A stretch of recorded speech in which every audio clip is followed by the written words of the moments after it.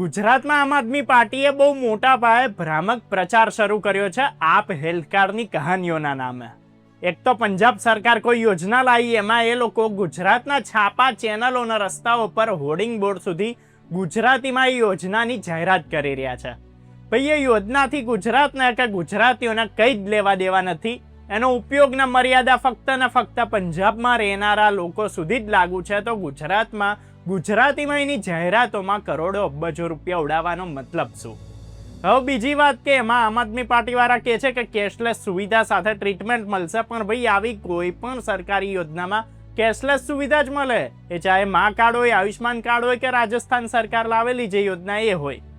આવી યોજના ગરીબો અને મિડલ ક્લાસ માટે સરકાર લાવતી હોય છે અને એનો ઉપયોગ કરનારા મોટા ભાગના લોકોની પરિસ્થિતિ ટ્રીટમેન્ટનો ખર્ચો કાઢવાની નથી હોતી. એટલે ક્યાંય કોઈ પણ સરકારી યોજનામાં પહેલા પૈસા મૂકો અને પછી ટ્રીટમેન્ટ લો અને પછી ક્લેમ કરીને સરકારમાંથી પૈસા લઈ આવો ને એવું બધું ના હોય. ભાઈ, કોમન સેન્સની વાત છે કે આવી યોજનાઓમાં કેશલેસની જ ફેસિલિટી હોય. હવે વાત પંજાબની હેલ્થ ફેસિલિટીની કરીએ ને તો ગ્રાઉન્ડ રિયાલિટી એ છે કે પંજાબમાં અડધાથી વધારે હેલ્થ ફેસિલિટીઝ IPHS એટલે કે પબ્લિક હેલ્થ સ્ટાન્ડર્ડના 80% માપદંડોમાં ફેલ છે. ઇન્ફ્રાથી લઈને દવાની અવેલેબિલિટી સુધી આ મામલે પંજાબમાં બહુ મોટી તકલીફો છે. પંજાબમાં એવી મોટી સુવિધાઓવાળી હોસ્પિટલો કે સિવિલો તો હોવી જોઈએ ને કે ભાઈ લોકો આવી યોજનાનો લાભ લઈ શકે. એટલે પાયા વગર આપવાળાઓ બિલ્ડિંગ બનાવવા નીકળી પડ્યા છે અને જેટલો પૈસો સ્કીમમાં નહીં વાપરે ને એનાથી કેટલાય વધારે રૂપિયા એની પબ્લિસિટીમાં આ લોકો ઉડાવી દેશે. હવે પંજાબનો પૈસો આમ આદમી પાર્ટીના પ્રચાર અને વાહવાહી માટે ગુજરાત જેવા બીજા રાજ્યોમાં કોઈ જ પ્રેક્ટિકલ જરૂર વગર ઉડાવવામાં આવી રહ્યો છે. એની સામે હકીકત જોઈએ તો આ નાના અમથા પંજાબનું દેવું 4.17 લાખ કરોડ રૂપિયા જેટલું થઈ ગયું છે.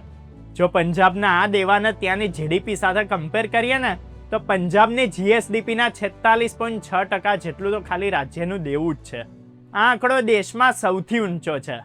એટલે એનો મતલબ કે રાજ્યના વિકાસ કે ઇન્ફ્રા કરતા ફાલતુમાં જ પૈસો વપરાઈ રહ્યો છે અને એને પાછા અહીંના કેટલાક પેડ યુટ્યુબર અને આપવાળા આદર્શ ગણાવતા ફરે.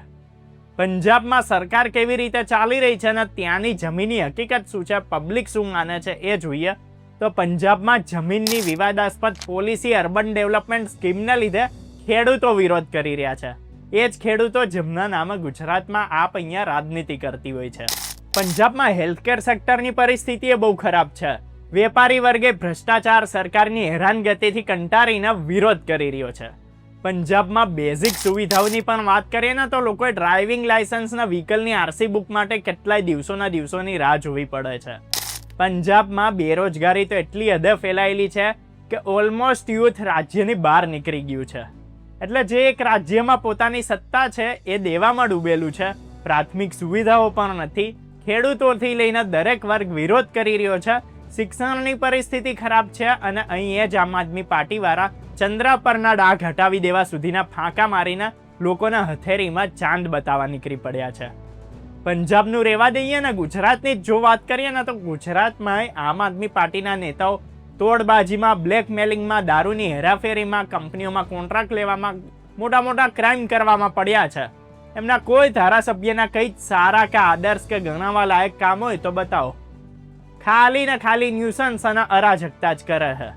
એટલે જ આ પાર્ટીને જ્યાં સત્તા મળી છે ત્યાં એ રાજ્યની તિજોરી તો ખાલી કરી દીધી, પણ પોતાના રાજકીય ફાયદા માટે રાજ્યના લોકોના ટેક્સના મહેનતની કમાણીના રૂપિયા બીજા રાજ્યમાં પોતાની પાર્ટીના પ્રચારમાં વાપરીને એમને વોટ આપનારા લોકો સાથે દ્રોહ કરી રહી છે. ત્યારે લોકશાહીમાં જાગૃત નાગરિક તરીકે કોઈ પણ નેતા કે પાર્ટી, એમાં પણ ખાસ તો આમ આદમી પાર્ટી બહુ મોટી ડંફાશો મારવા આવે ને ત્યારે એમને હકીકતો બતાવીને સવાલ જરૂરથી કરજો.